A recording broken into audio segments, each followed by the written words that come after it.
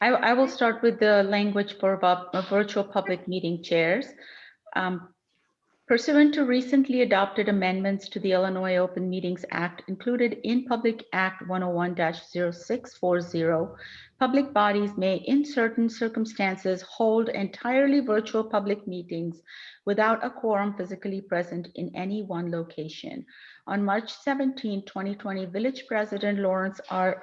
Levine issued a declaration of emergency pursuant to the authority granted by the Village Code, the Illinois Municipal Code, and the Illinois Emergency Management Agency Act to address the health threat posed by the COVID-19 pandemic.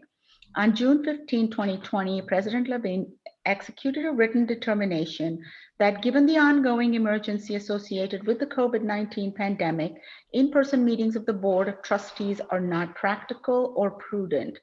On January 8, 2021, Governor Pritzker issued his most recent disaster proclamation and executive order 2021-01 that declared in-person attendance at public meetings of more than 10 people at the regular public meeting location to be infeasible in accordance with the Open Meetings Act as amended by Public Act 101-0640. In accordance with the governor's disaster proclamation, Village President Levine's declaration of emergency, and President Levine's determination regarding meetings of the Board of Trustees, Village President Levine has also determined that in-person meetings of the Community Relations Forum are not practical or prudent at this time and until further notice. Accordingly, this meeting of the Community Relations Forum is being conducted virtually with members participating through the Zoom webinar platform. Assistant Village Manager Sharon Tanner is in the conference room as required by the Open Meetings Act. Ooh. And do we have to do the call to order and roll call for this meeting as well, Sharon? Yes, and Okay. just so for the good of the order, we will call the roll for the Community Relations Forum members only. Okay. Chairperson Dipty Clark. Here. Member Margot Flanagan. Here. Member Reverend Dwayne Gary. Here. Member Anise Moses. Here. Okay, member Amy Mysell. Here. Member Gary Rubin. Here. Member Hillary Scott. Here. Member Maureen Valvasori. Here. And member Bob Young. Here. Okay, we have a quorum, and Chairperson Clark, if you'd like to ask for public comments for things that are not on the agenda, so that would be for things not related to the town hall meeting, and I'll just check our email.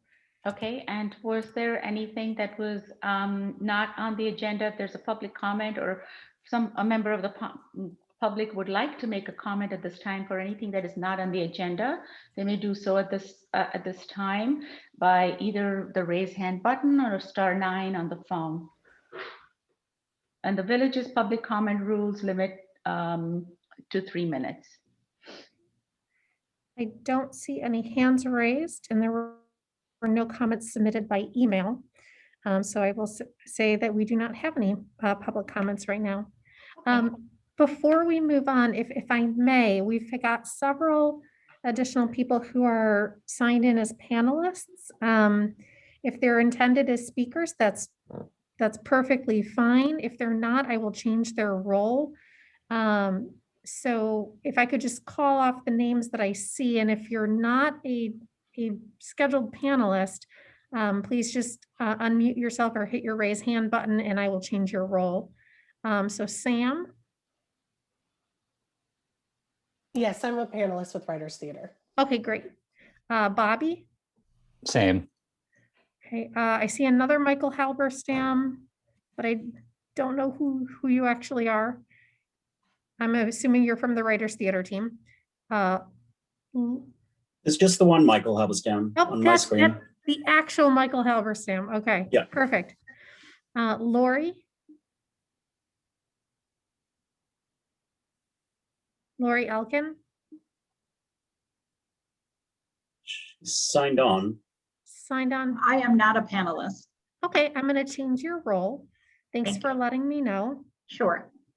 Let me find you on my screen here. This will just help us be sure that we are keeping track of the flow of our event today. Jennifer Lind. She is not a I'm not panelist. a panelist. I'm Okay. here at Dipty's invitation.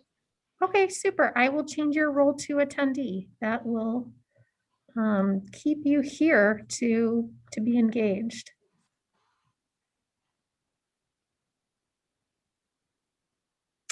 Eric. Hi, I'm Arik. I'm with Writers Theater. Park, pardon me. Thank you very much. Sure. And I see a second Maureen, but I thought that might have been a niece. I see. It is. Okay, I'm going to change to a niece. That way I can be sure we've got everyone accounted for. Okay, so I think then we've got everyone in the correct virtual seat here. So I will get out of the way. Thank you. I just want to begin by saying that yesterday's conclusion of the Chauvin trial probably has resurfaced a lot of emotion, a wide range of emotions actually, for so many of us throughout that we have experienced in the past year. And there's no doubt that there is systemic racism. It exists. There are several deep-rooted issues. And our commitment as a forum, we must continue the village's commitment also for more diversity, inclusion, and equity in our community. I would like to welcome everybody to this meeting. I sound a little nervous today, which I don't know why. Maybe too much caffeine in my body. It gives me great pleasure to have our first town hall panel discussion hosted by our Community Relations Forum. We have 4 excellent panelists that I will introduce in a second. Our goal was to speak through some of the what our theme is, seeing Glencoe through the lens of DEI, diversity, equity, and inclusion. And we have started a town hall series with engaging and creating dialogue, which was always at the top of our list with our various community members. And today we have 4 wonderful organizations from Glencoe that are represented. You can see them on our screen. Some of you have already seen them, but we have Catherine Wang, who is the superintendent of the Glencoe District 35. We have Bill Hanson, who is our executive director at the Family Service of Glencoe. You see how I corrected myself, Bill? We have Karen Edelson, who is the president of the Glencoe Historical Society. And we have a team from Writers Theater, but of course everyone knows Michael Halberstown, who has been a very, very active member and part of our forum meetings. So those are our 4 panelists. Without further delay, I would like to ask that everyone please stay muted. We have a really great presentation from every panelist. And at the end of the presentation, we would have a question and answer session. And then our public will have the opportunity also by raising their hand to ask or address any questions. We did have a poll at the beginning of this meeting and one at the end. It is completely anonymous, but it would be very helpful if every single attendee answers those questions. So let's take about 15 to 20 seconds. Sharon, can you share the first poll? Sure, I'll do that.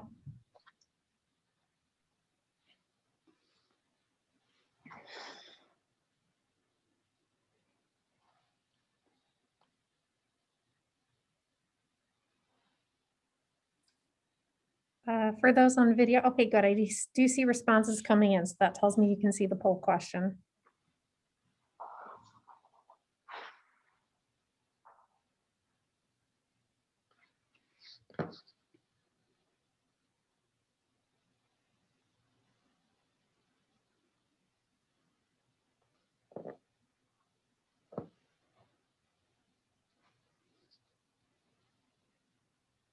How much more time do we have, Sharon? Well, it looks like we've got a few people who are still entering their answer choices. So maybe if we want to give it another few seconds, Mhm. so everyone who would like to respond can do so.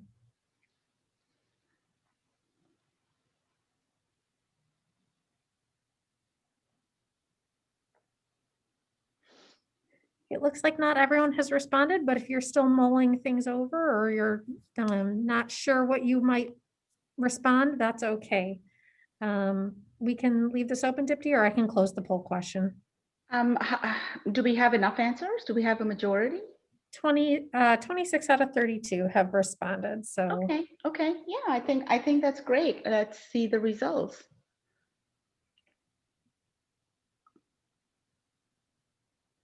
Okay. Aha. Hillary, there's your answer. Excellent. Well, thank you for that. And can we take a snapshot of that, Sharon, or Yeah. will that be saved? That'll be saved, right? I'll be sure to capture the result data. Okay, that's excellent. Well, thank you. Thank you so much. And now we can jump right in. I would like to invite Catherine Wang to her present first. She is, like I said, the superintendent of the Glencoe District 35. In her career as an educator, she served as a classroom teacher, a tech director, principal, and the director of curriculum. So Catherine values the collaborative approach to education within District 35 and is dedicated to educating the whole child. Welcome, Catherine. Thank you. Thank you so much for having me here this evening. I'm going to jump and just share my screen. Hopefully everybody can see that now. I have to start. Good evening. I'm Catherine Wang, and I go by the pronouns she and her. And I'm so pleased to be here, not only to share, but really to partner with our community organizations and learn together. I have to start by sharing that myself individually and we as a school district have so much work to do in this area. I'm proud to be here and share our story, share our journey, but I am also very much honest and open that we certainly have great work to do and some goals to share with you tonight. So please, listen and be open as we are, and ask any questions as we get towards the end of this. In terms of our district, I think most of you know, but some may not, that we have 3 schools that are age-centered. South School is K2, West is 3-4, and Central is our 5th through 8th grade center. We have 1,182 students, and we have 219 staff members. And of course, that goes up and down just a tad bit depending on the year, or for students, sometimes the month. But we're so pleased to be the educational organization that really starts out the learning for our children and the foundational skills that we know are so critical. And as Dipti, as you opened up with, recent events and the events over the last several years have brought even more to the forefront the work that we can do from an early education lens to build those foundational skills in regard to diversity and equity and understanding is only going to make for a better future for all, and we're committed to that. When we look at our demographics, it's really interesting to look at our student population, and the, of course, majority white and small slivers of other racial backgrounds. And we look at our staff, a very similar breakdown in terms of percentages of students and staff who are white, the diversity that we have within our community. One of the challenges that we struggle with in terms of learning and development as we're looking to address issues of diversity, race, cultural competency, when we have classrooms where it's not the lived experience that our children can relate to. So we continue to work on ways that we can ensure that our children have those opportunities to learn about differences, to learn about other cultures, to learn about multiculturalism. And one thing that we have done in our journey, we've taken a look at what is the story of our staff diversity. We'll talk a little bit more in a few minutes about hiring practices, but as we dig deeper into staff and look at our educators, our certified staff, and then our support staff, it's fascinating for us as we've been doing our learning to look that the majority of our diversity when we look at our staff is in our support staff positions. And as a district, we've taken a pause to reflect on that, and what is the message that we are sending to the children and our community about the roles that we value and where we value diversity. So that is in a future goal of some work that we are doing. For the last several years, I can honestly say that a good way to describe how we've worked through diversity, equity, and inclusion issues has been to dabble in it. We've looked at learning opportunities, we've looked at professional development, and we've looked at having really pockets of incredible practice across our district. At our upper grade levels, there were specific grade levels and content area specialists who would address issues of race and racism.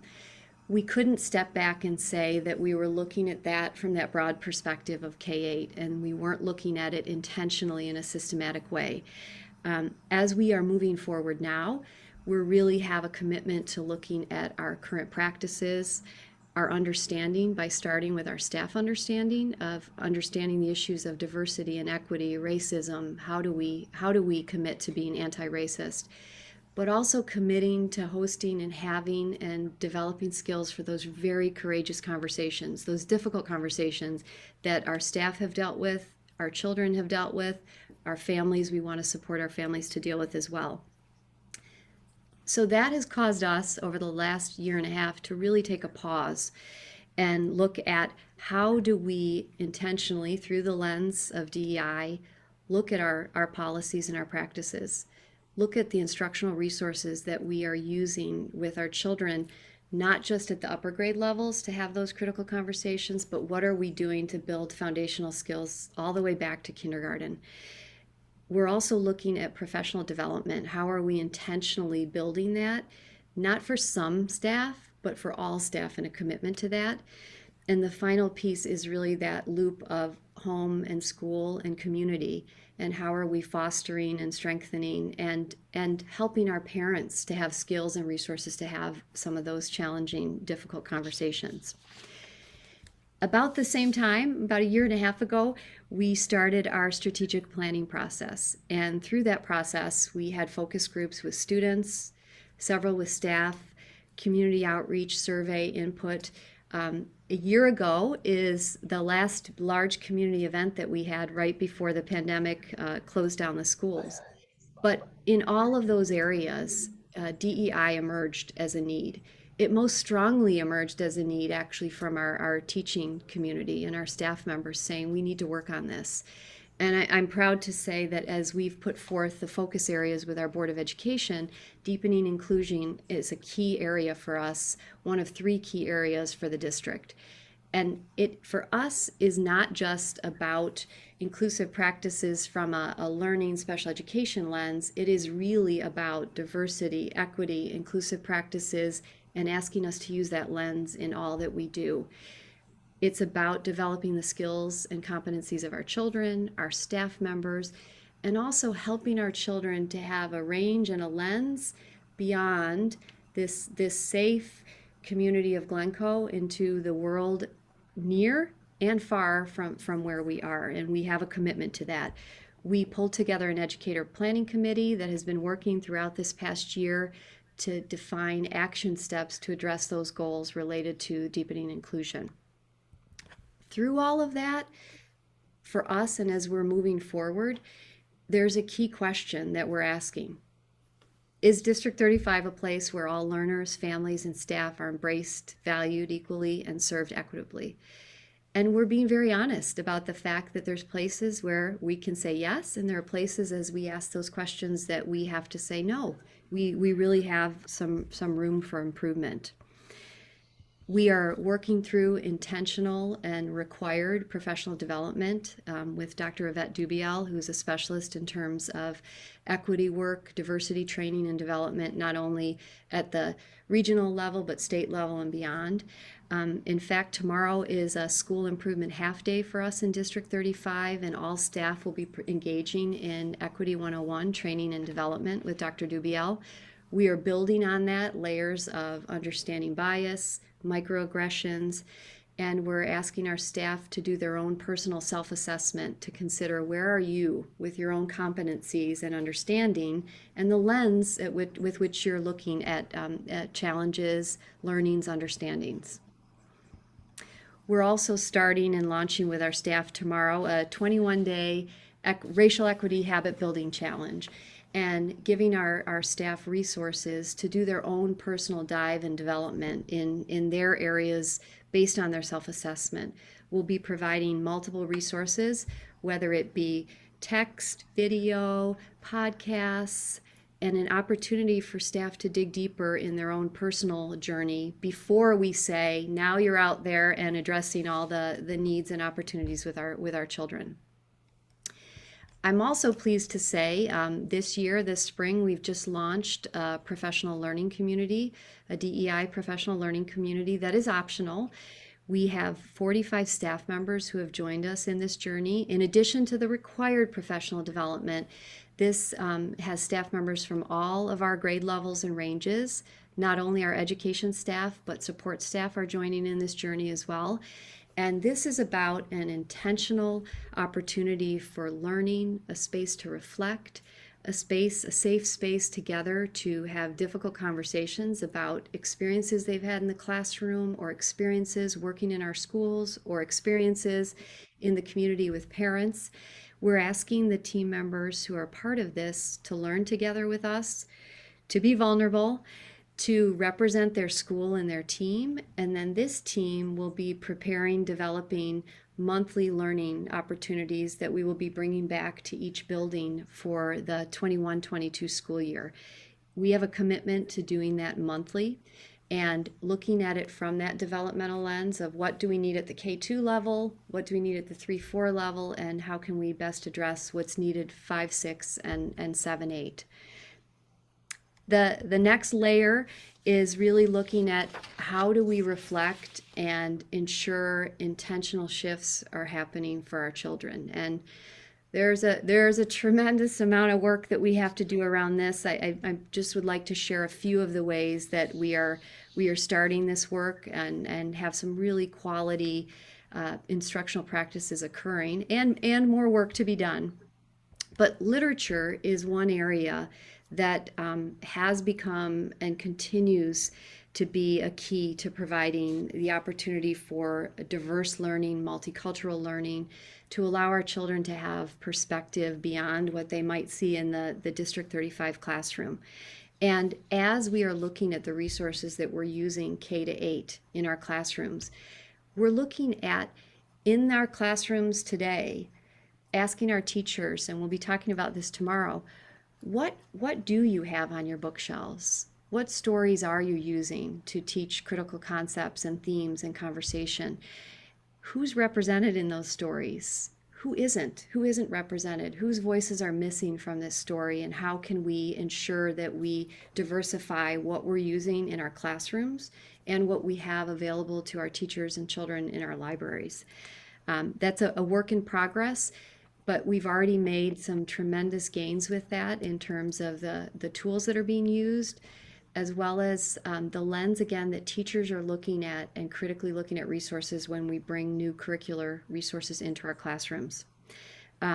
It's helping us to support those very challenging conversations as well, so our students can understand others' experiences and look out and see worlds that are different than theirs, but also that whole concept of, is it a mirror reflecting me and my background and my culture, or am I delving in and looking through a window to see others? Or am I really allowing to enter into another world and have a deeper experience? where it's a work in progress, more work to be done, but there have been certainly gains across our grade levels and some incredible work in that regard. We also are looking at it not just from the lens of what is happening in our content area of literacy or science or social studies, but how can our special area teachers also look through that lens of DEI as they're developing lessons and using resources and materials. This is an example of an art lesson where our art teacher took that lens of DEI using the story of Jean-Michel Basquiat, I hope I'm saying the name appropriately, and using this story to understand an artist with a very diverse background and a story of challenge, and how did that then help shape the artist's identity and the artist's work. And that becomes a launch pad and has been a launch pad for our students to do their own deep dive into their identity and then their own self-portraits. So again, another way to use that DEI lens in other content areas that we normally would say, no, let's stick to art in a more traditional sense. And we have some incredible opportunities in that way. I will share that as we look at DEI, there is the component of race and equity. We're looking at gender. We're looking at socioeconomic. We're looking at status in terms of immigrant status. We're looking at rights and responsibilities. We are also looking at that inclusivity lens of learning, equitable access to learning. And so part of our action steps related to this goal for us are broader in that we're looking at how are we helping our staff to grow so that they can support the range of learners and abilities that we have in our classrooms? And are we doing all we can to ensure that we're meeting the needs of all learners? This question in particular with our recent events and the pandemic is taxing us to look at the social emotional demands and needs for all of our learners and mental health challenges and ensuring that, again, with resources such as family service, that we're able to support the entire child and our school community. So one key area that I will tell you, I do believe we have a tremendous opportunity for improvement, and it relates back to the data we shared in terms of our staff demographics. How do we reflect and improve our hiring practices? At the administrative level, over the last 3-4 months, we've been engaging in some very intentional development work to understand the hiring opportunities that we have. We're looking at, are we using and posting positions and looking at those positions and the posting information from the lens of equity? What does a candidate see when they visit or search our schools online? Are we messaging that we're a welcome, inclusive community that looks at a range of candidates? We've also have a commitment and have already started to ensure that screening questions for the interview process have questions about DEI, questions about instructional practice related to that, questions about their own experiences and resources. We're also looking at, when we interview, who's at the table, whose voices are part of that decision-making process, and are there other voices that we should really have from our school community be part of that conversation. The final piece that we're looking at is, are we doing all we can to reach new candidates and share that welcoming lens of our school community? I can share that this is certainly a challenge in what we're seeing, not only locally but regionally and across our country. There is an exceptionally small teacher pipeline, and so then to say we're also looking for diverse candidates within that, it is a challenge everywhere. We're reaching out to other more diverse universities in the area, in the Chicagoland area, and we've also taken a look at the HBCU colleges and universities that might be in surrounding states to look at can we share and provide our postings in other places that we normally wouldn't be reaching out to, and to have that outreach and look at, may we seek a broader candidate pool. So that's an area that we certainly have an exceptional room for growth, but a commitment to doing that work as well. As we continue on, I think the other area that we must do and we have a commitment to doing is deeper learning.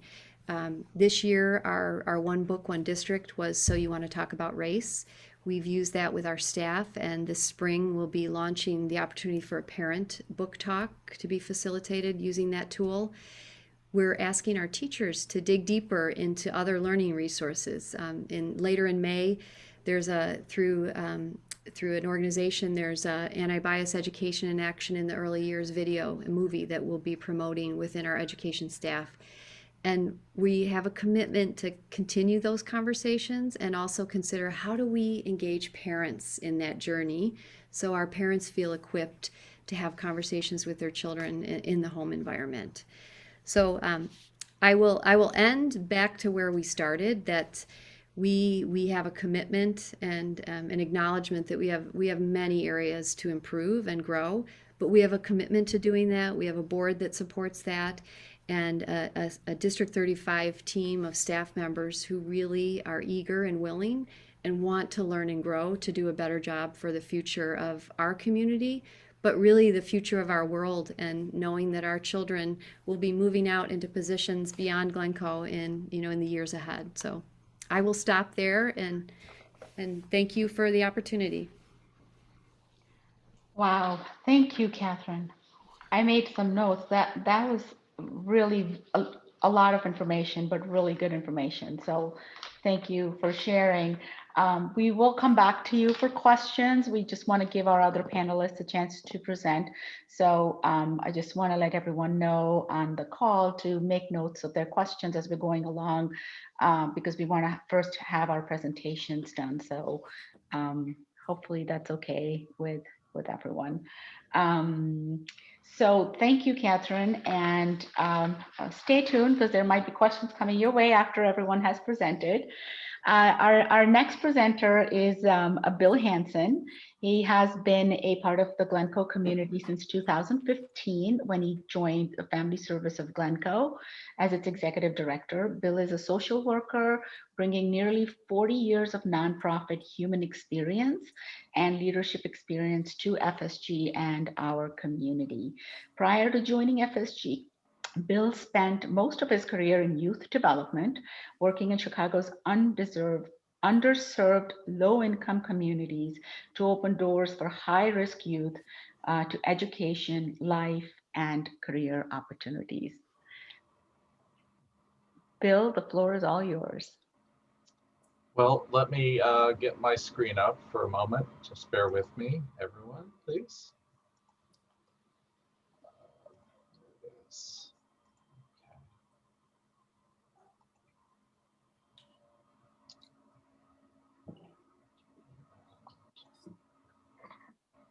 Okay, so thank you. Good evening, everyone. And on behalf of the entire FSG family, I'd like to begin by expressing my deep appreciation for this opportunity to share thoughts, ideas, strategies, and best practices so that we can make Glencoe the most welcoming and inclusive place possible.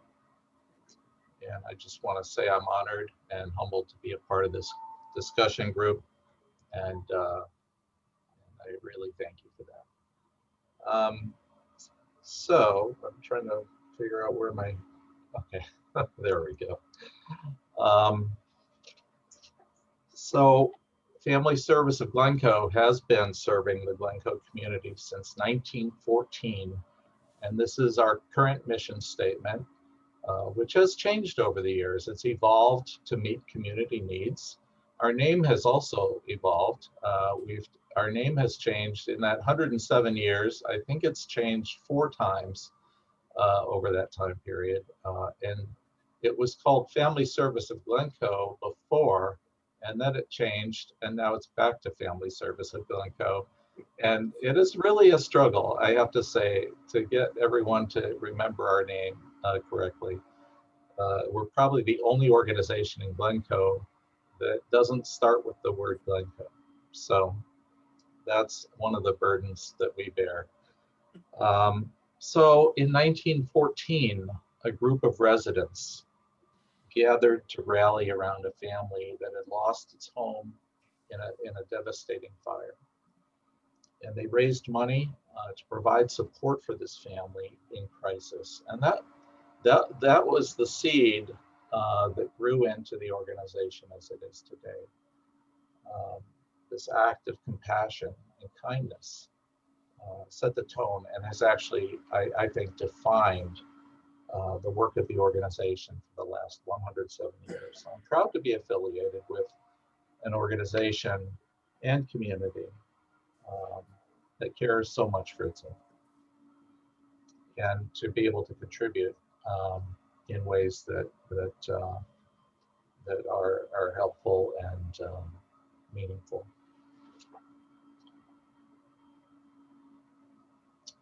So the information on this slide really kind of represents the scope of service that we provide in our current iteration, all of which falls on our continuum of care that we define as prevention, intervention, and treatment. As our core service is mental health, that will be the context for my remarks tonight on Glencoe through the lens of DEI.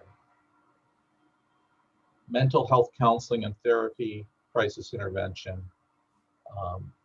advocacy, outreach, and education. These are the core services, and they're all mental health related, really. They all have a mental health component, and they all have an advocacy component as well. So some of the things that people generally don't know about mental illness: 1 in 5 adults in the United States experience mental illness. And according to the APA, more than half of people with mental illness don't receive help for their disorder. And these are some of the primary reasons listed here. I think this slide really speaks for itself. When we look at the reasons, stigma is just really a huge issue for people that suffer from mental illness. And a lot of people have a negative perception of mental illness and the need for mental health services. And so that leads to just a reluctance on people's part to seek help. And there are societal attitudes based on ignorance or fear. And the lack of access to mental health services, if you look at insurance plans these days, healthcare insurance, mental health really doesn't get, it doesn't rise to the level of importance that it really needs to for people to have access to affordable care. So one of the things that we do, because a lot of people come to us in financial distress for any number of reasons. The people on our sliding scale, for example, a family of 4 on our sliding scale, their income is less than $37,000 a year, which is, if you calculate it out, 130% of the federal poverty level. The people who come for our senior housing project, our senior housing support service and program have an average income of less than $19,000, which actually is at the federal poverty level. And these are Glencoe residents. So we need to talk about mental illness. We need to talk about it so that we can help raise awareness and reduce the stigma associated with it. And these barriers are in part, at least in part, a result of negative attitudes that folks have and hold about mental illness.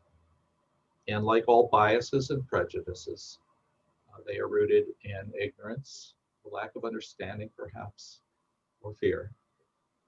And that same lack of understanding or fear has also resulted in stigma, shaming, bullying, bias, prejudice, and discrimination toward people with mental illness.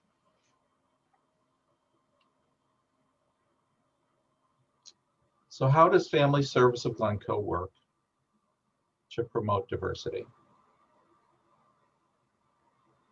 And how do we work to promote equity? And how do we work to promote inclusion within our own organization and our community?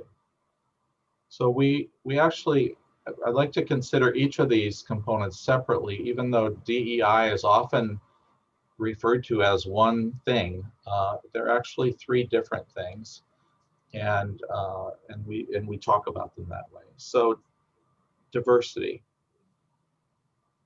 Within our workforce and governing body, I can say that we have some diversity in many areas, but we need to be diligent in our hiring practices, in our recruitment practices, and so on, and make this a priority. And frankly, we can still do better. We've made quite a bit of progress in the last 5 to 10 years in terms of getting a more diverse group of staff and board members, but we have a ways to go.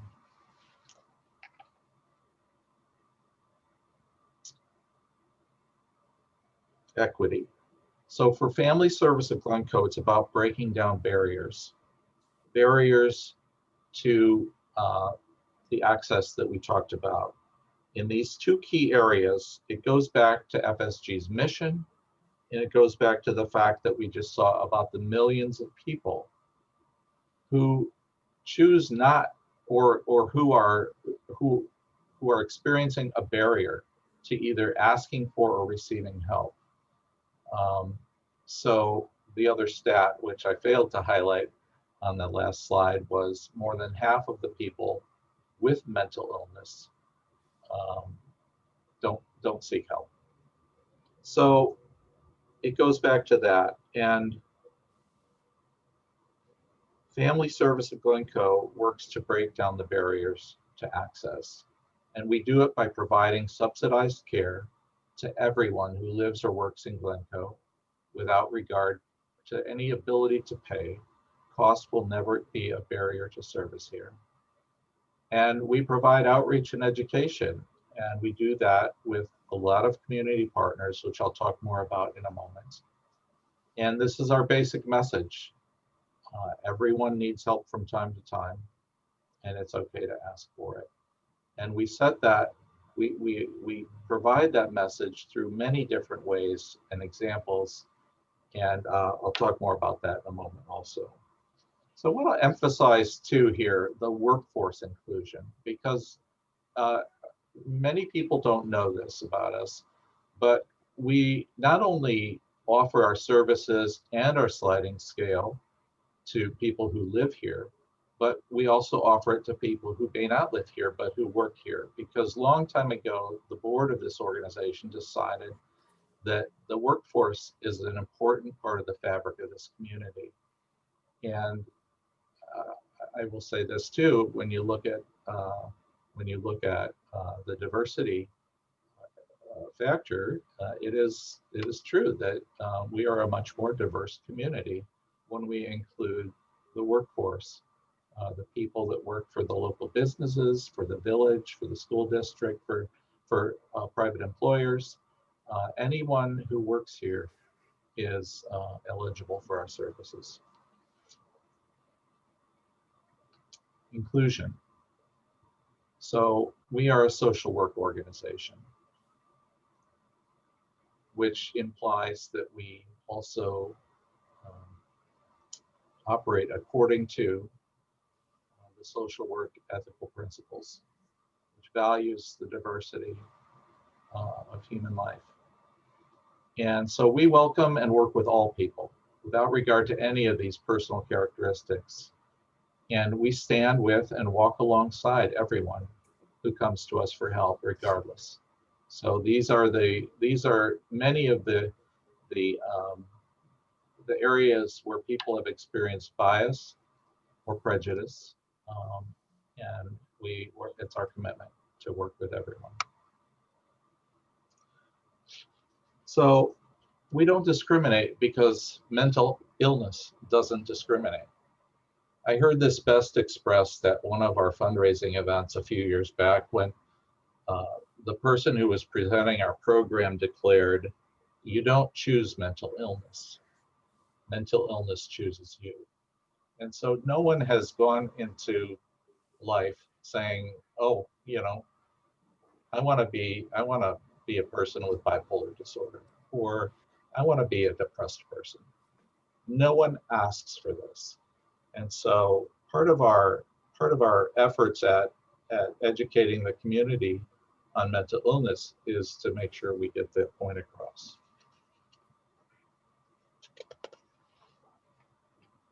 We don't do any of our work alone. So this community supports Family Service of Glencoe, and I'm really, really proud to be part of such a strong, caring community. It really does take a village, and there are many ways in which we are supported in our work here. So funding to bridge the gap between the cost of services and what people can afford to pay is a primary way this community comes out and continues to rally around families who don't have the means to pay for services. Donations, grants, all the ways that money helps us. We do older adult programming and social services with many community and external partners. Our advocacy efforts are collaborative with our village partners, the other leaders, and other organizations of the community. Our community education, we do in partnership with many Glencoe organizations and institutions. And most recently, collaborated and partnered with the village to initiate the Dementia-Friendly Glencoe initiative. Continuing the theme of we don't do it alone, these are just a few examples of how we work together with others. And as I said before, everything we do has an advocacy component. So again, a few examples. So Glencoe Public Safety, we do a lot of work with those guys, and they are an incredible group. We were invited by Glencoe Public Safety to join their officers in a workshop that was done with JJ's list, an advocacy and service organization for people with disabilities, so that we could all get a better understanding of how best to work with people with disabilities. And so this was initiated by our partner, Public Safety. Glencoe Park District and District 35, we provide confidential assessments for school and park scholarships. With Writers Theater, we provided a Page to Stage program that highlighted the issues related to bipolar disorder. Thank you, Michael. With our faith communities, we provide direct financial assistance to those in need, and with the Village of Glencoe. As I said, we've started the Dementia-Friendly Glencoe initiative. Reach Out and Read, one of our really wonderful intergenerational programs. Thank you, Catherine. And West School, you can't imagine what a delight it is to see seniors and fourth graders reading together. We promoted awareness and inclusivity with the Glencoe Village Board. President Levin has signed proclamations for National Suicide Awareness Prevention Month, Older Americans Month, and a few others. And we've signed on to the Village of Glencoe's Welcoming and Inclusive Pledge. So again, these are, again, just a few examples. Time after time, we partner with our local village leaders and partners and organizations and institutions to bring the issues, to raise awareness, and all with the goal of reducing the stigma associated with mental illness. So we really need, as I'll echo Catherine's sentiments, we have a lot of work to do. FSG is about a year and a half overdue for a community assessment and strategic plan, and we will be including a lot of consideration for how we can do better as an organization, looking through the lens of DEI. But as individuals, we will continuously promote the idea that we need to look at our own attitudes all the time as we come to the table, as we engage in the conversations. And if we embrace DEI to the extent that we like to think we do, and to portray ourselves as embracing. And we need to ask ourselves these hard questions. Where do I stand? How do I come across? How do I feel? How do I behave? And as individuals, so we'll continue to promote the need to ask the questions. And as I said, as an organization, we will definitely be looking at this in our strategic planning process, but we really need to review and update our organizational policies and procedures as they relate to DEI and ensure that our strategic planning includes these discussions. And as a community, we can work together to engage in the dialogue that we need to do. This is really a wonderful start. I really think that the Community Relations Forum, I was so excited to see this group begin its work again after an absence, after a time of reconstituting the group, I'd say. But I am so excited that this group is together, and continue to. I'll look forward to continuing to be invited and participate in conversations with you. So with that, I will leave it there for my formal remarks and look forward to the question and answer. Thank you. Wow, thank you, Bill. That was a great, actually, history lesson for me. There was so much information that I had no idea where FSG is involved. And so thank you for sharing that. I'd like to move right into our next presenter, who actually doesn't really need much introduction. She has, like Catherine had said in the beginning, so much information, and we are just so happy that Karen Edelson could take the time to come to our panel and present the work that the Glencoe Historical Society has been engaged in. Karen is the president of the Glencoe Historical Society. And Karen, the floor is all yours. Okay, I'm going to do what everybody else did and start by sharing my screen. Let's see, I think this is what I want.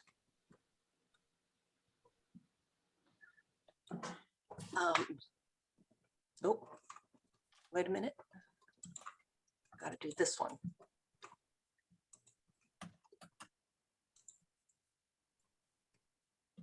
Hopefully this will work now. Yes. Well, thank you very much, Dipti. And for those of you who don't know me, I am Karen Edelson. I am currently the co-president with Vanessa Zorb of the Glencoe Historical Society.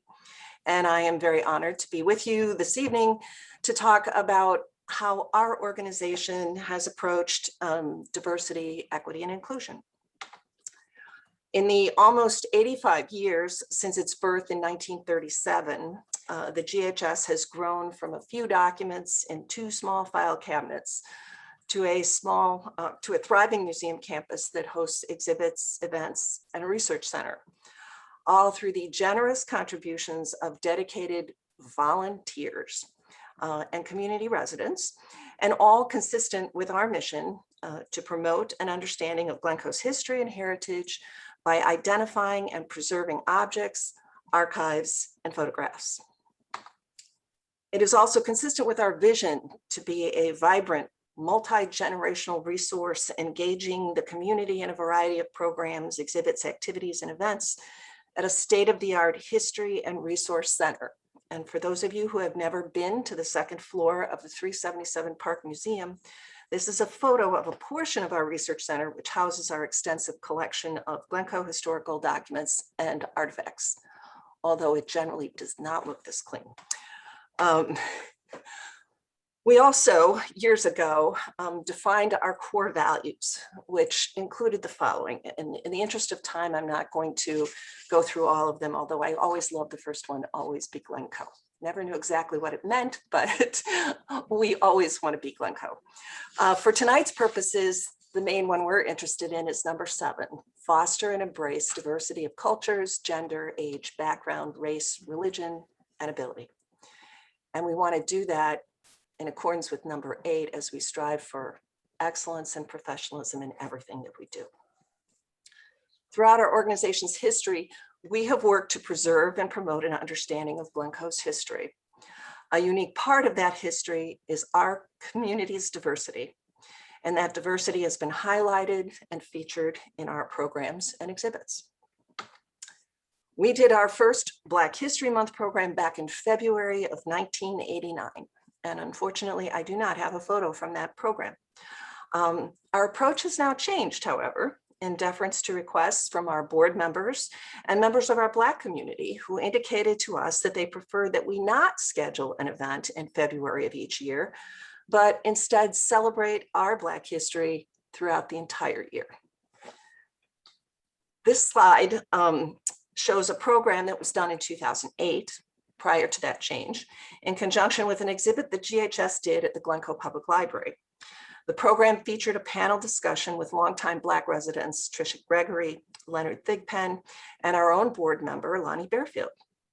The program was moderated by Dino Robinson from Evanston Shorefront Legacy Center, which collects and preserves the experiences of African Americans who have lived on Chicago's North Shore. In 2009, a panel of 3 former and current Black residents discussed the impact of Barack Obama's election on the Black community.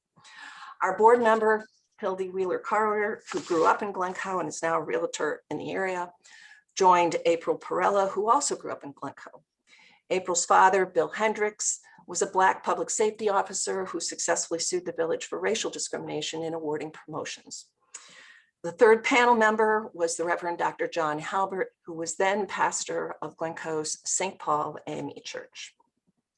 At the time, all 3 of our panelists felt that Obama's election was not an anomaly, but an indication that America had passed through the civil rights era. Given the past 24 hours, it's worth reviewing what was said more than 12 years ago. During the discussion, April challenged the group to reach across the table and face your image of minorities. She asked, how many of you have more than one Black friend? How many of your kids have more than one Black friend? What would you do if your granddaughter brought home a Black friend from her bat mitzvah? She said, quote, we're peppered on the North Shore, but maybe we need more minorities here.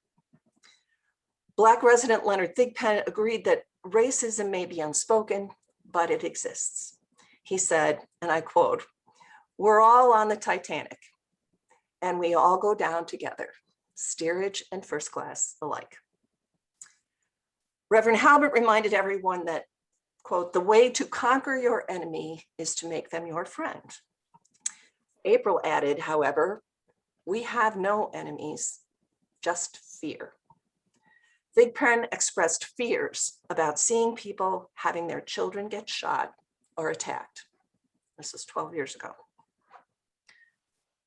Perella confessed that she loved growing up in Glencoe, but that things changed when her father was the victim of discrimination.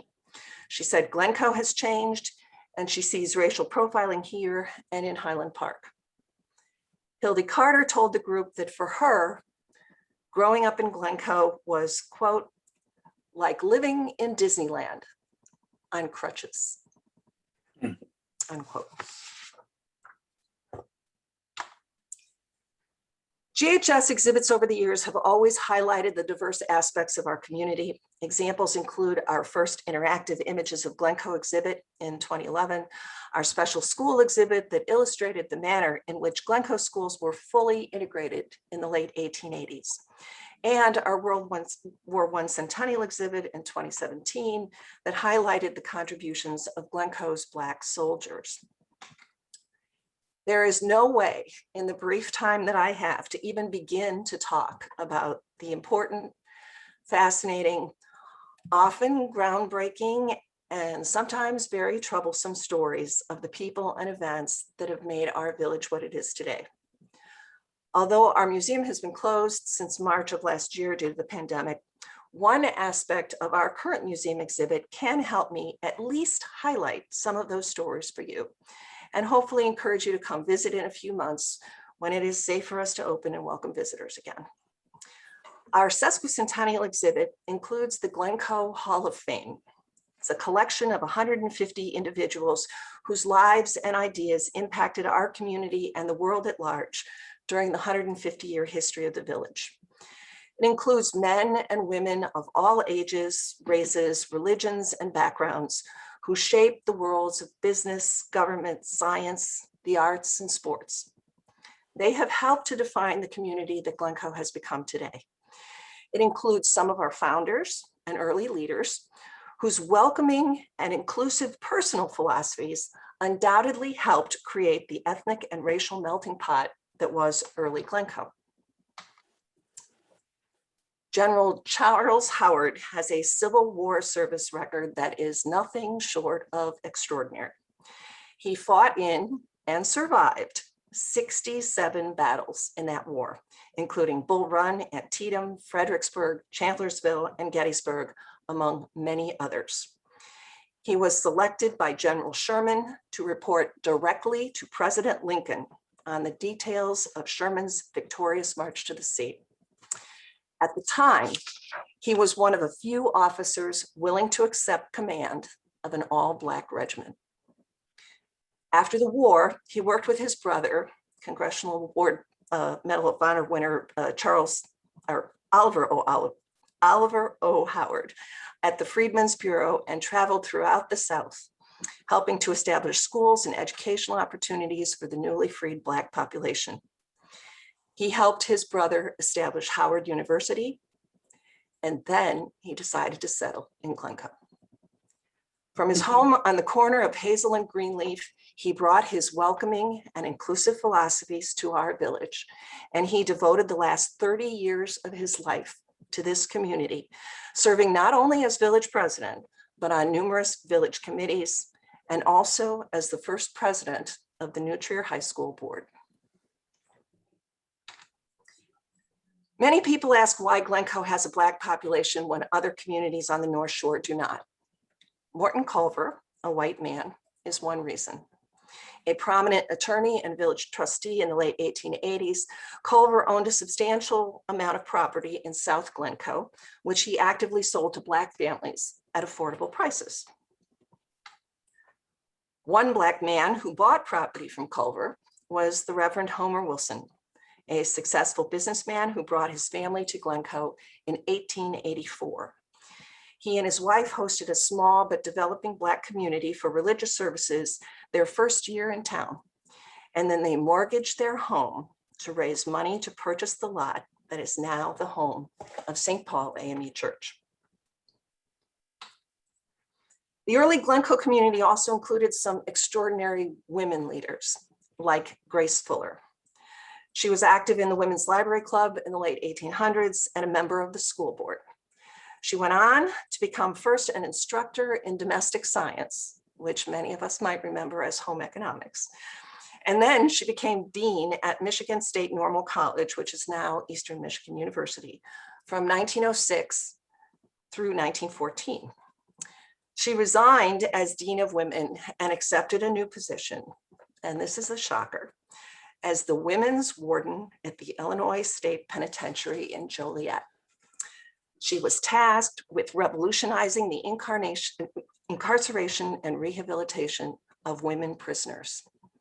The Chicago Tribune quoted Grace Fuller as saying that she came to Joliet to fulfill a life's wish.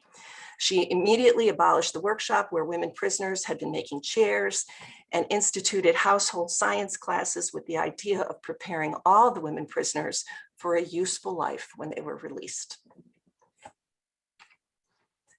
Even though Glencoe waited until the 1970s to elect a woman to its highest office, we have one of our own residents to thank for helping women get the right to vote. Elizabeth Knox Booth was a quiet but brilliant lobbyist, often called the silent suffragette. Many people know her only as the wife of Sherman Booth, the Glencoe Park Board founder who hired Frank Lloyd Wright to create designs for the Ravine Bluffs subdivision. But Elizabeth was so much more than just a spouse. She organized the Glencoe Equal Suffrage Association in 1912, and several months later, successfully ran the lobbying effort to give over 1 million Illinois women the right to vote.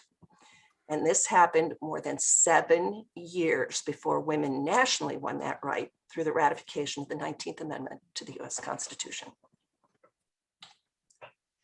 During World War I, the Glencoe community came together in a way that few other communities can match. As the nation grappled with a hatred of all things German and required unnaturalized residents to register as enemy aliens, Glencoe nevertheless embraced its early German settlers and celebrated all of its servicemen with the Glencoe Medal, including all of our Black soldiers who served in segregated military units, but were welcomed home to our community with the same honor as our white soldiers. By 1920, the Glencoe Black community had grown to almost 700 residents. Many lived in the area around Vernon and the presidential streets on the south side of town. Community concern relating to quality housing and the influx of, quote, unwanted Negroes and Italians, unquote, following World War I, led to a movement to rid the community of the so-called problem. Purchase and/or seizure of properties deemed undesirable, the issuance of new zoning and building requirements, and the creation of a new park for South School all contributed to an important decrease in Glencoe's Black population. Although Glencoe schools had been integrated since the late 1880s, the local beaches were not. The beach at the end of Park Avenue was for whites only, while the beach off Harbor Street was for Blacks only.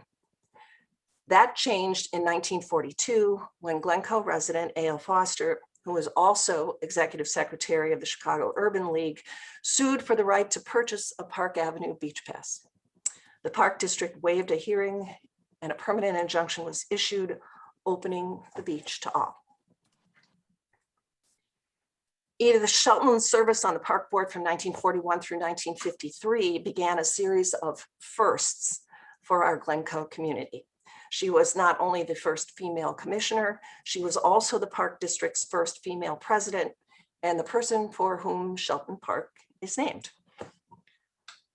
Those first included Glencoe resident Frank Sublett, a member of the Golden 13, which was the first group of Black naval officers in World War II. It included Elizabeth Nedved, a Glencoe architect who lived for many years in the Frank Lloyd Wright designed Glasner House on Sheridan Road.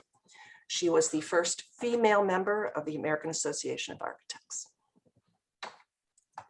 Charles Thomas, the first Black teacher at Evanston Township High School, moved to Glencoe in 1960, choosing to live here because, in his own words, quote, it was basically an open community, unquote, which was different than the situation in Evanston where he felt, quote, we were relegated to one section of town, unquote. David Norris became Glencoe's first Black police officer in 1962 and recruited Bill Hendricks to join him in 1968. Both men later sued the community for racial discrimination when they were repeatedly passed over for promotion, but the matter was settled out of court. Hendricks became the first Black lieutenant on the force and ultimately retired as a captain in 1999. During the 1960s, we welcomed Morris Bearfield and his wife Lonnie to the community. Morris was the first Black teacher at New Trier. He was so good at teaching math that the situation quickly changed from having students transfer out of his class because their parents were concerned about their children having a Black teacher, to having too many students seeking to get into his class. Morris's widow Lonnie who's been a treasured member of our GHS Board of Directors for many years, also served as a library trustee for 8 years. When you do have a chance to visit our museum and to study the lives and accomplishments of all of our Glencoe Hall of Fame members, be sure to spend some time learning about Wilson Rankin. He was a public servant in the best sense of the word. As an altar boy at St. Paul AME Church, a member of the 1930s Federal Civilian Conservation Corps, a Marine, a government employee, an organizational leader, a motivational speaker, and youth mentor. He spent his life serving his church, his community, and his country. His many contributions to the village of Glencoe are well known and appreciated. In the 1950s, Wilson co-founded The Neighbors, an interracial Glencoe improvement group formed to promote better human relations and living conditions, conduct educational programs, encourage participation in village affairs, and see that village ordinances and the village code were upheld. According to Rankin, it was the first such group on the North Shore. I think he would be especially proud to know that he was included in tonight's town hall on DEI. The GHS is also proud to feature many other Glencoe leaders who were first on the North Shore. Bill Williams was elected our first Black trustee back in 1970. In 1976, Florence Boone became our first female village president, presiding over what remains as one of the most diverse village boards in Glencoe history.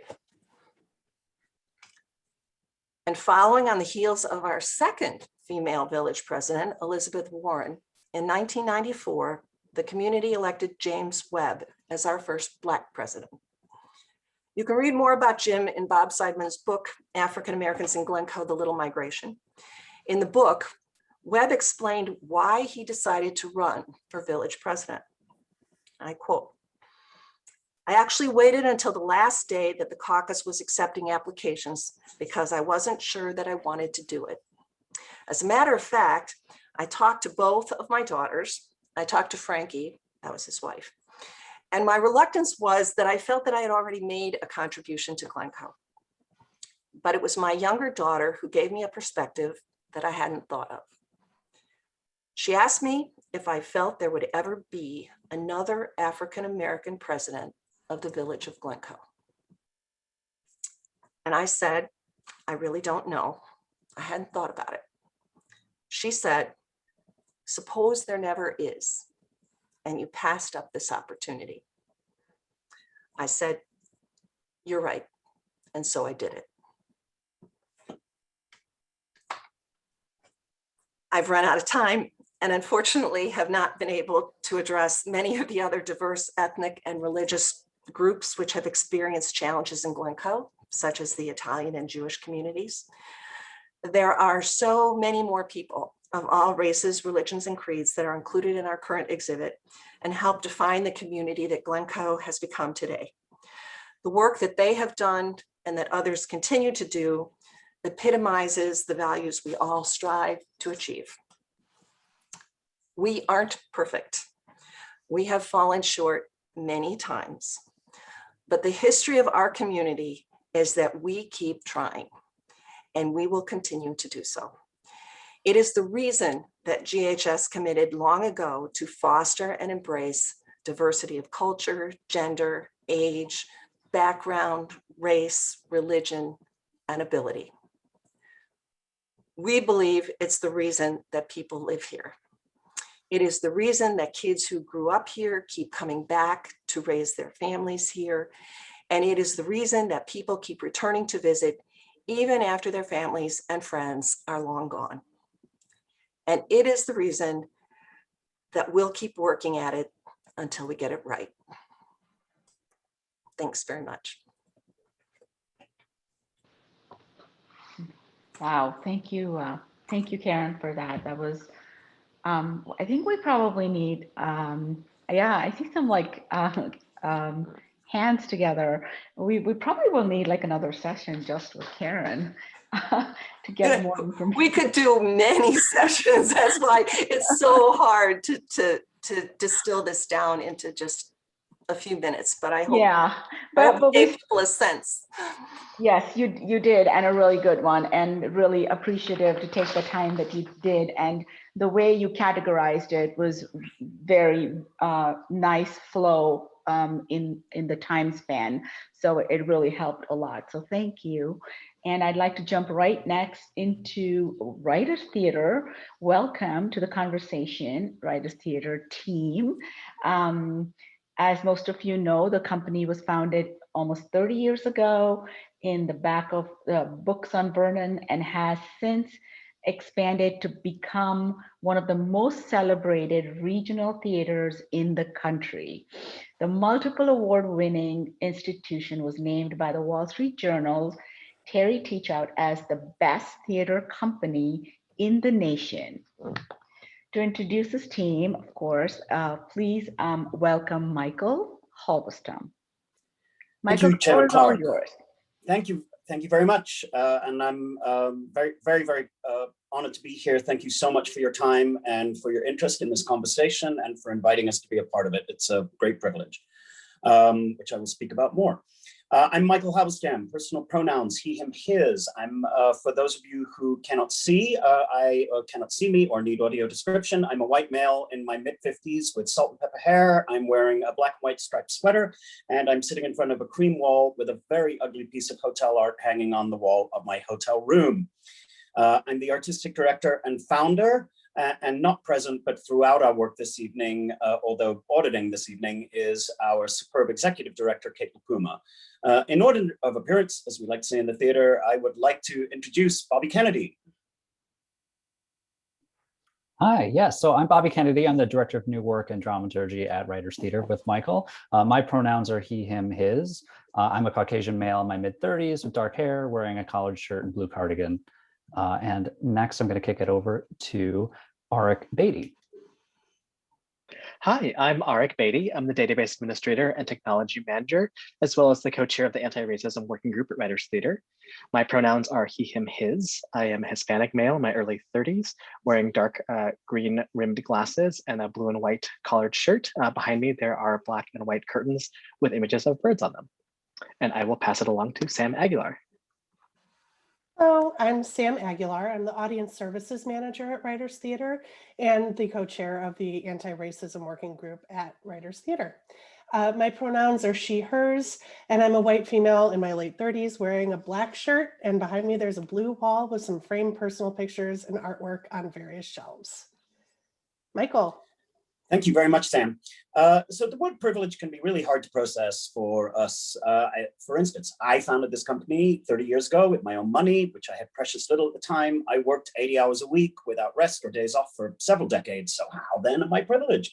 Well, the answer to that question has become painfully clear over the past decade or so for me, as movements towards racial justice in pursuit of diversity, equity, inclusion, and accessibility have shared their compelling, necessary, often harrowing narratives demonstrating the very real systems in place that treat people so differently based entirely on the color of skin. My grandmother was murdered by the Nazis during World War II in a concentration camp. I'm personally and painfully aware of how unchecked racism can result in horrifying manifestations of brutality and injustice, and particularly when practices of inequality are systemized in any society by their dominant culture. I watched video after video online of innocent, unarmed people being arrested or murdered, and I was compelled to examine my own business, my personal practices, and to see if there were ways that I could challenge my own unconscious biases and racism in order to make a better working environment. Writers Theater has tried to celebrate diversity in our stages since inception, but when I look back, what I thought was progressive at the time, when closely examined, looked a lot more like tokenism. 5 years ago, Bobby Kennedy, you have just met, and I sat down and crafted the beginnings of a more organic and complete plan to diversify the art and therefore the institution of Writers Theater. And we looked to ensure that we had balanced seasons with stages and narratives that reflected the actual world in which we live to make art and not just our immediate neighborhood.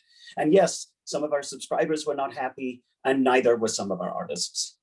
One of the many things that Executive Kate LaPuma and I have learned throughout this process is that it is impossible to please everyone or to make the right decision when it comes to this work. And yes, it will be uncomfortable and it will necessitate difficult conversations, and it demands a constant evaluation of practices we've considered previously to be business as usual. And what we learn now is there is no usual in business at present, and we must get used to that.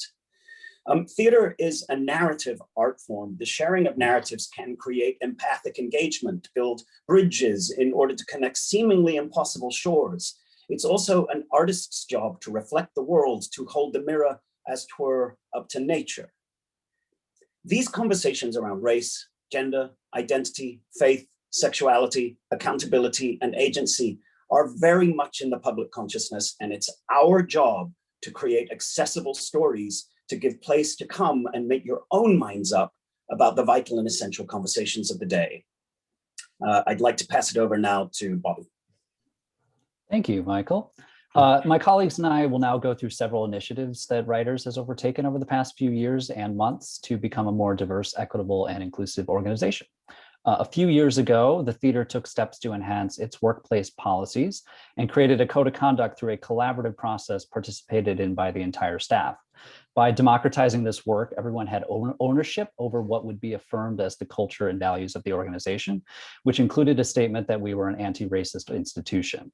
The code of conduct, which is available to read on our website, serves as a complement to the WT personnel handbook, which already included policies against misconduct and harassment.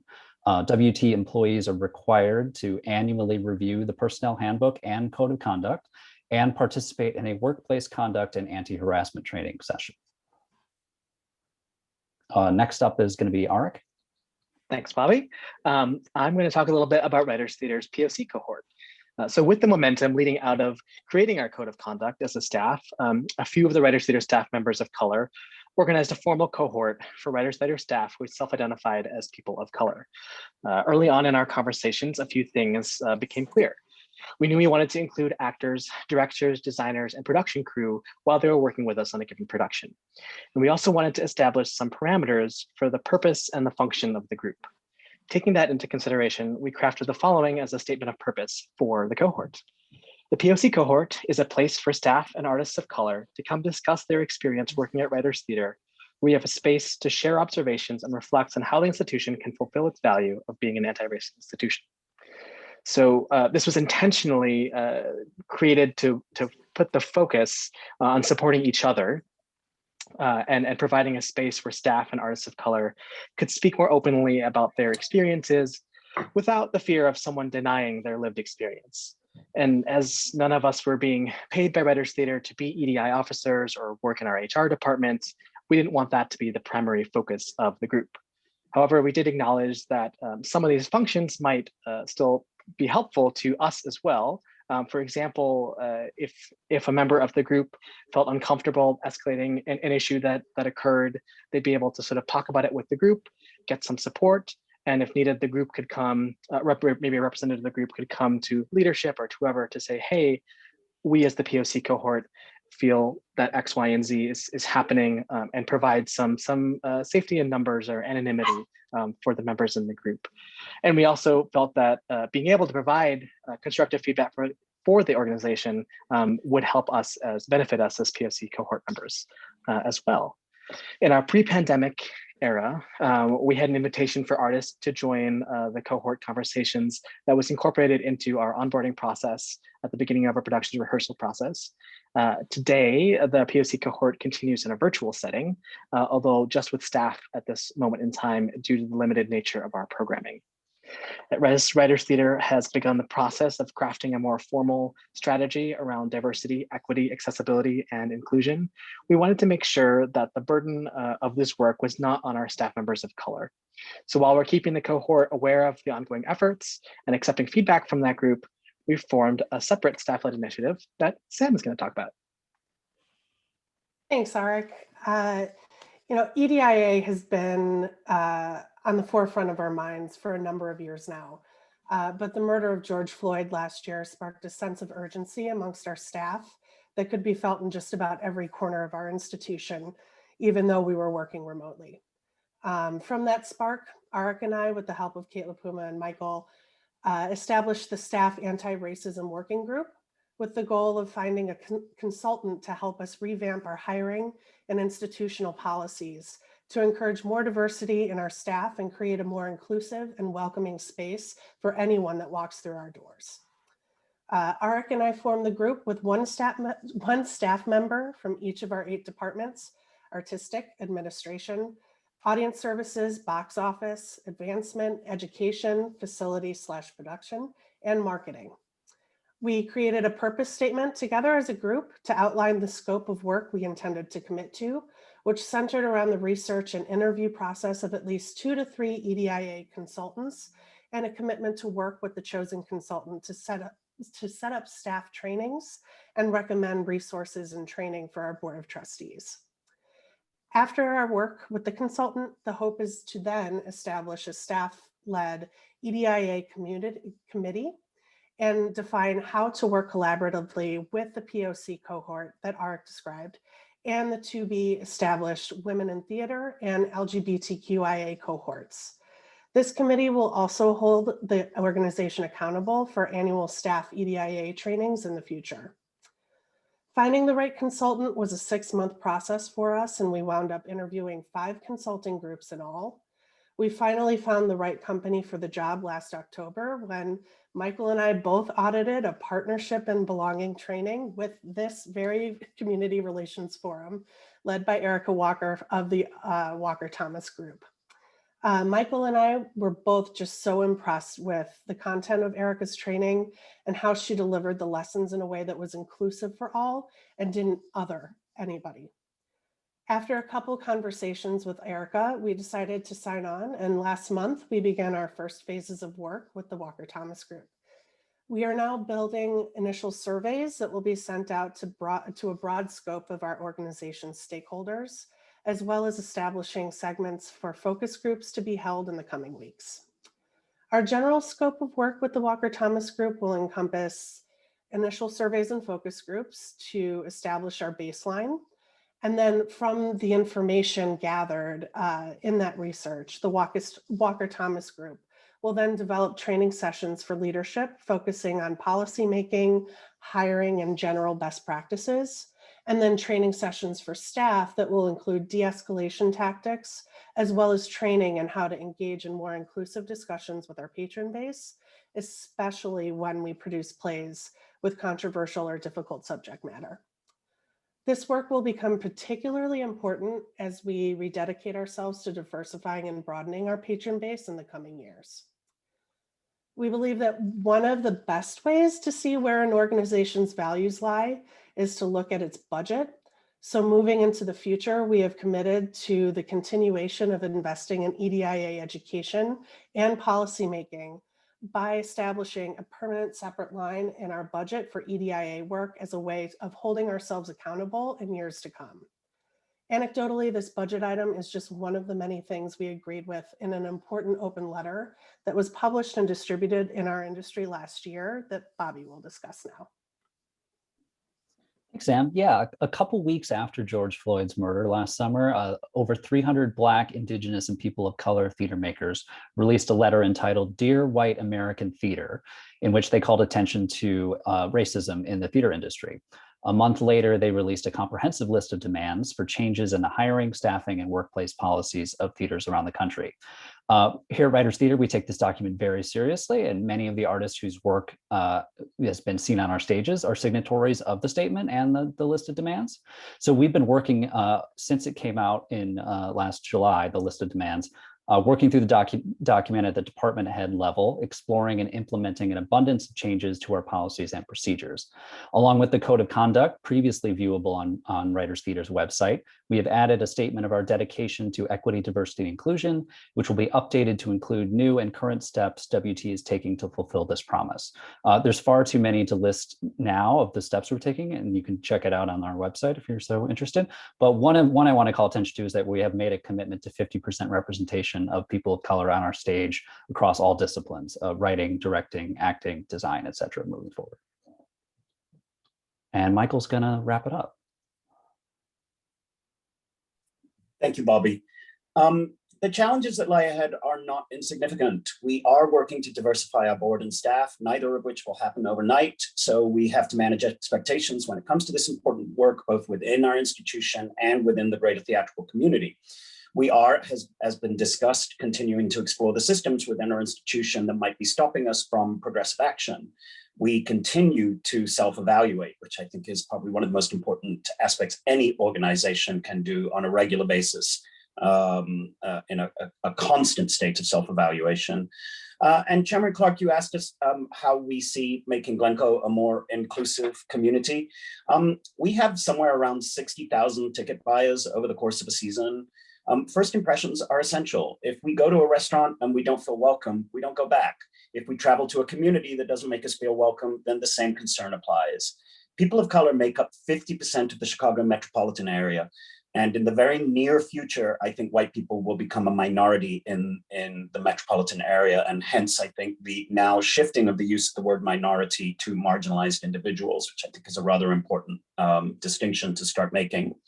It is my hope that visitors of color to Glencoe will start to see themselves reflected in the narratives on our stage and consider that Glencoe might be a welcoming community, perhaps even in which to live. That will, of course, only happen if we work together. We are just one part of this community, and it really does take a village. Thank you.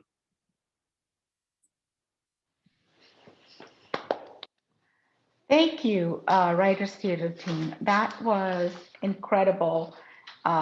First of all, I love the way you came together with your teammates and then just gave us so many ideas. I was already making notes for a lot of the programs you guys have in place. They're really, really good ideas that you shared. So thank you very much.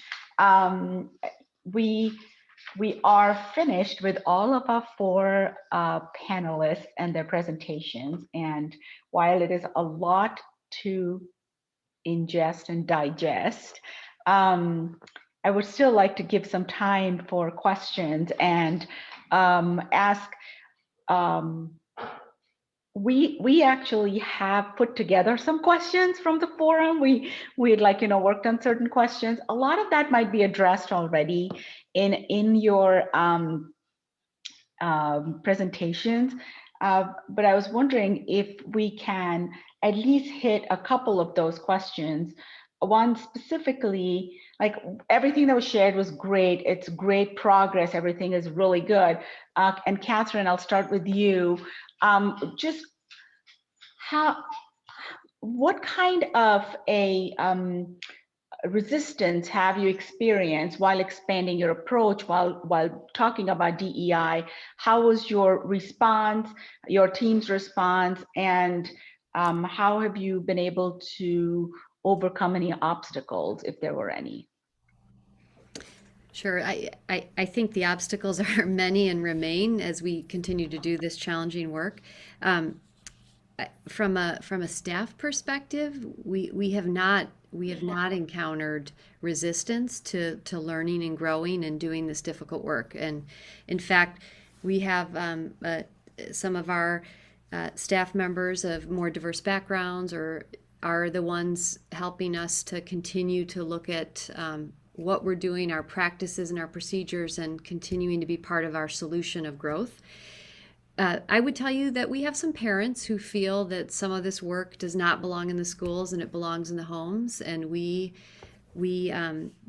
do not believe that. We have a commitment to continuing this work, to ensuring that part of our education process is helping to grow informed, articulate, reflective human beings for the future of our world, and we will continue to do the work and dedicate classroom time and learning time to these important topics.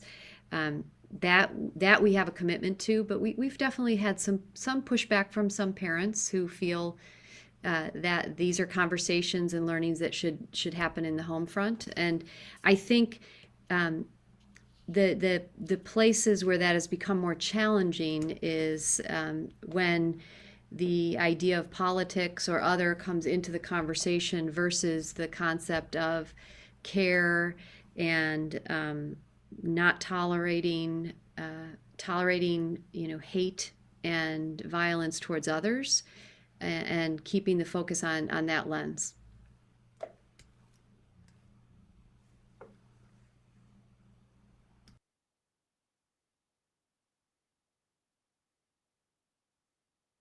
to add.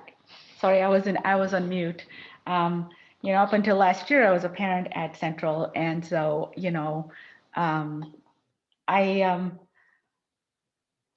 I can only imagine the difficult position that you're in with the work that we're doing, but we have to keep moving forward, and I'm very excited to hear that, Catherine. So thank you, Bill. How would you see the same question coming at you towards you, but with the kind of mental illness you stated as your number one priority and work? How have you seen any kind of obstacles or pushback, and what are some of the ways that you've responded? Well, I honestly haven't seen any resistance. I haven't experienced any in that regard.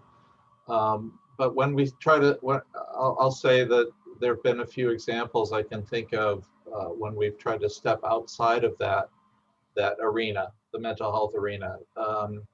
For example, we thought it was important to partner with Family Action Network on a particular program that they were doing on white fragility. And so as part of our obligation to that partnership, we promote the event. And I had someone come to me and say, do you think we should really be doing that? That kind of gets a little political, doesn't it?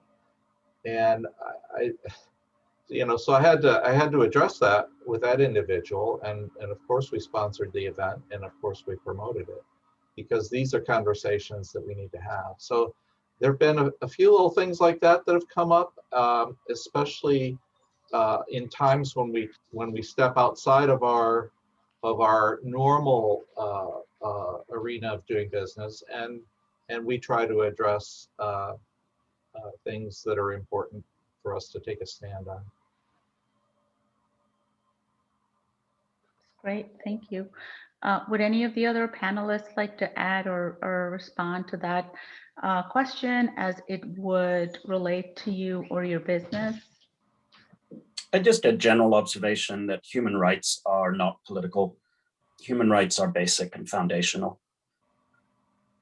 Just because they have been politicized, it does not mean that we should view them through a political lens. Yes, thank you, Michael.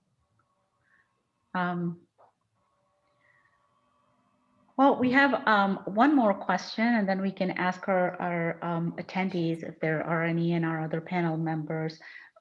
We had a question for Writers Theater again, and we see that you have promoted DEI, or actually I really like the way it's EDIA, and it is evident, and we see the research you're doing and the work you've put in. How are you continuing to build your diverse talent pool and your, attracting talent? Because, Glencoe, most people in the Chicago area don't even know where Glencoe is, let alone anything more about Glencoe. So, what are some of those ideas that you can share? Thank you. Yes, that can be a complicated issue, especially when inviting people of color up to collaborate with us, because there are certain fears that have to be addressed in terms of coming up to a predominantly white community, in terms of racial profiling, in terms of feeling uncomfortable sometimes within the setting of the village. So that becomes important, that we can't control that, right? What we can control is the structure of our institution internally, and we can do everything that we can through our mission statement to make sure that we have a welcoming environment. In our mission statement, we dedicate ourselves to the word and the artist. So that means all words and all artists. And therefore, our organization has a commitment to this work institutionally.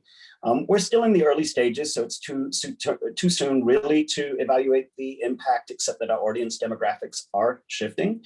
When we produced East Texas Hot Links a few years back in the second of our two theaters, by closing night, our audiences were predominantly people of color, and that was encouraging. We are seeing a growth and an uptick in audiences of color and an easing of our artists' experiences, although, as has been discussed on this forum, and I'm grateful for the dialogue that we're having with both the forum and with public safety around these issues, our artists still feel that they are being pulled over disproportionately. But as a nice sort of a point, when we put up our EDI statement and our support of Black Lives Matter in the aftermath of the murder of George Floyd, when we came to our Halloween stories and we were reaching out to a science fiction writer of color, a horror writer of color, to use one of her stories as part of our Halloween, she went to our webpage first to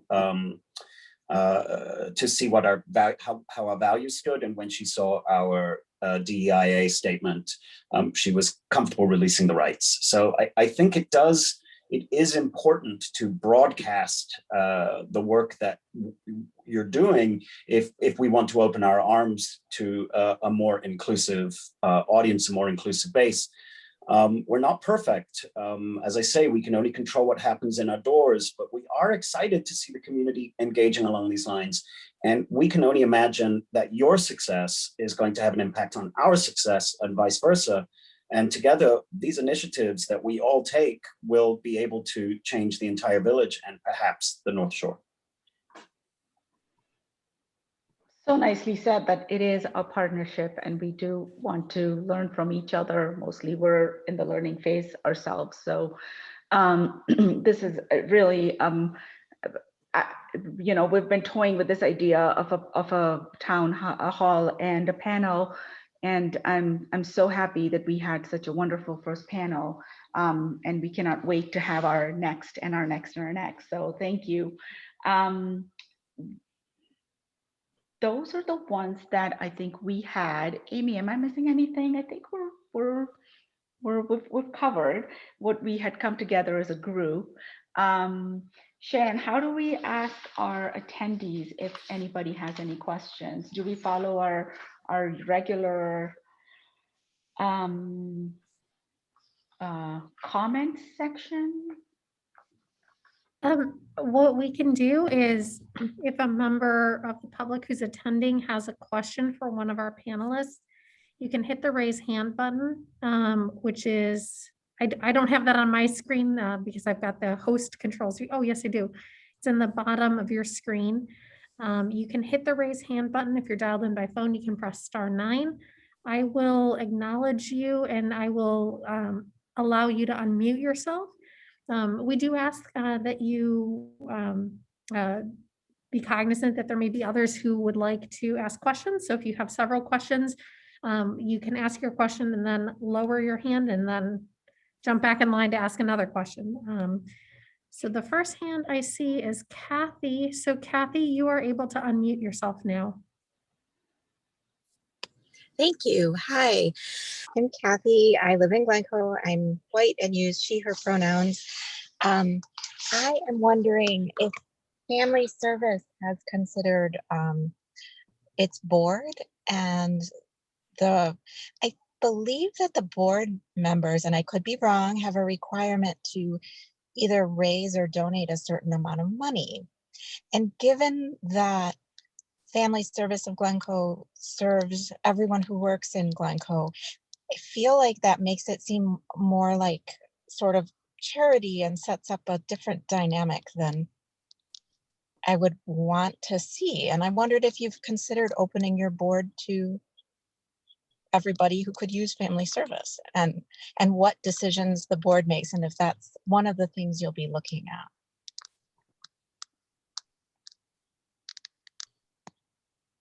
Yeah, thank you. Great question. And so first of all, in our bylaws, there's a requirement that board members live or work in Glencoe. So there is no there's no fundraising requirement per se. When people are recruited, they're given information that says that we ask them to do some fundraising for and with us. And if they can't, and there's not a actual specific requirement to give a certain amount, but we do ask that they help raise money, and because that's part of the job of a board member. And if they can't donate personally at the level that someone else can, that's not a barrier to participation on the board. So it can get a little murky, but it's everything is handled on an individualized basis, so that there's no one size fits all to being a board member, other than the requirement that they live or work in Glencoe. However, I think you've raised a really interesting question that we can consider and should consider as we look at all of our practices for diversifying within the organization. I think we do need to ask the question about how we're doing our recruitment so that we can be, become more diverse in our governance and with our staff. Thank you. Thank you.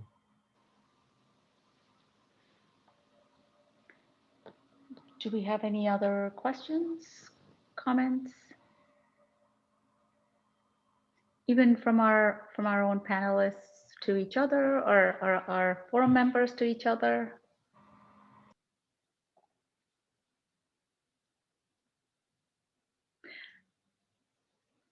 Wow, I think that was, I think everyone's just really digesting everything we've heard and really trying to process it, because there was so much information shared. I certainly have a lot of notes. I'm probably going to go back and look at the recordings.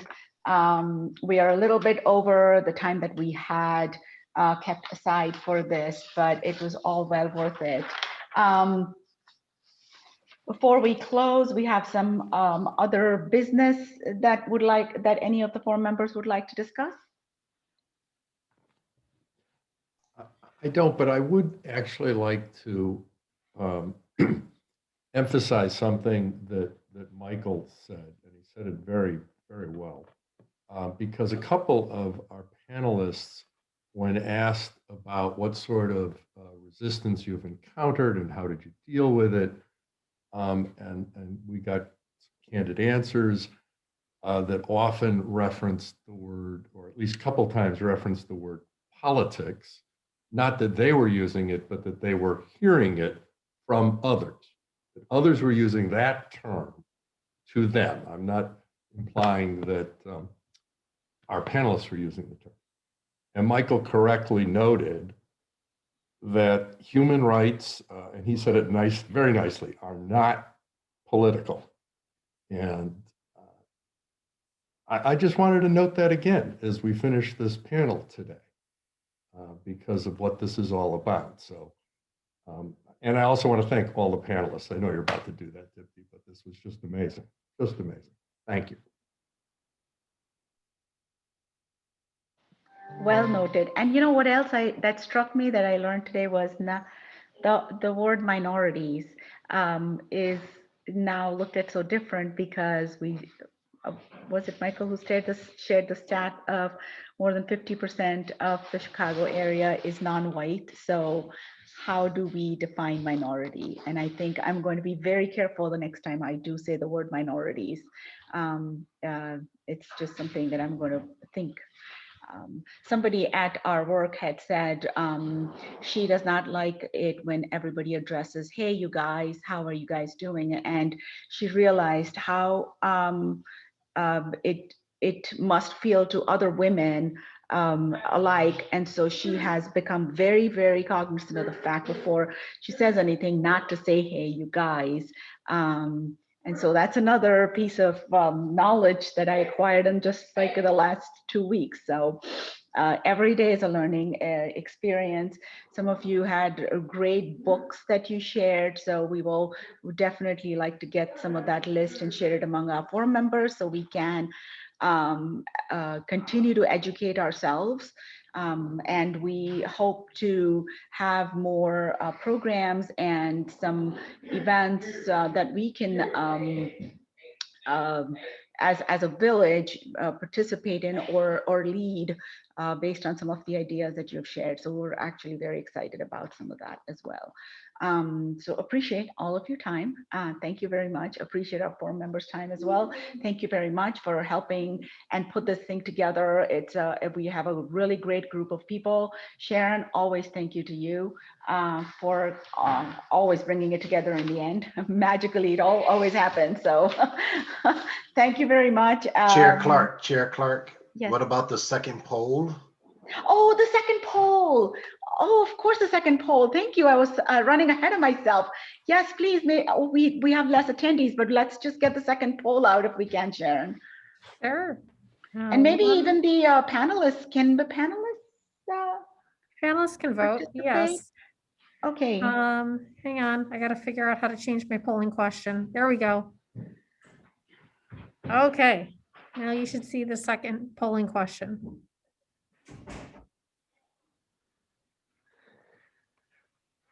So I will give it some time as answers get logged.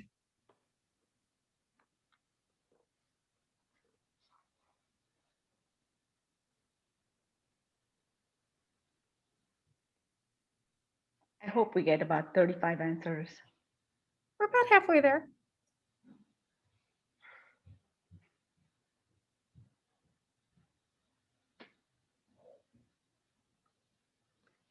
Well, why don't we give it maybe another 10 seconds or so? People to get those last few answers in.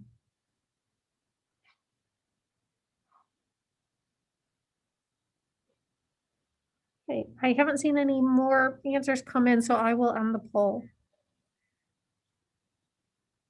Oh, fantastic. Look at those results. Now we have work to do. That's amazing. Thank you, Sharon. And thank you, Reverend Gary, for reminding us. That's great. That was fantastic. Unanimous. That's really encouraging.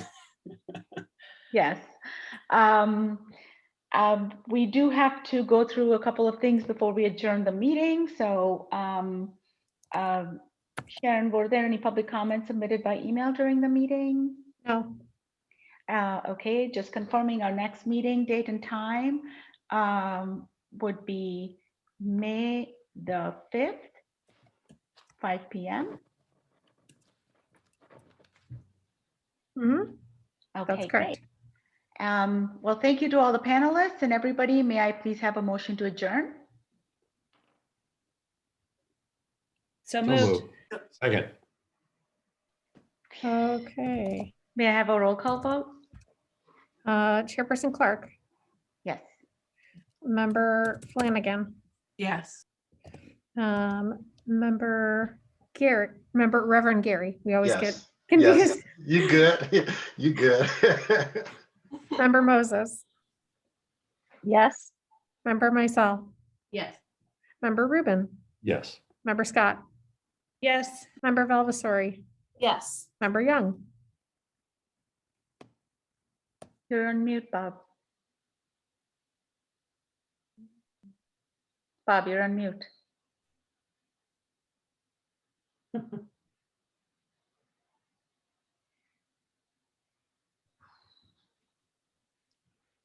Okay, we see his lip movement. Bob, if you give us a thumbs up, I'll count that as an affirmative vote. All right, here we go. Okay, there All we right, are. perfect. Well, meeting is Okay. adjourned. Thank you very much. Have a Thanks, pleasant rest of the everybody. evening. Thank you. Thank you. Very much. Thank you, Good night. everybody. Thank you all.